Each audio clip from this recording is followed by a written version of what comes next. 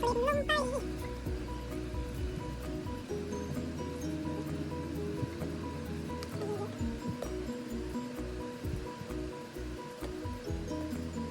กดด้วยเป็นกดลงไปใส่เลยค่ะใส่เลยใส่ข้าว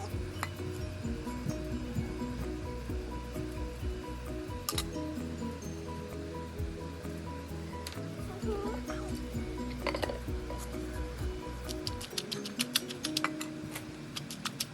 หมดจักหน่อยตาลปี๊บลงไปใส่ผงลงไปใส่หัวใส่ค่อยใส่หลายใส่เกลือลงไปใส่ผงลงไป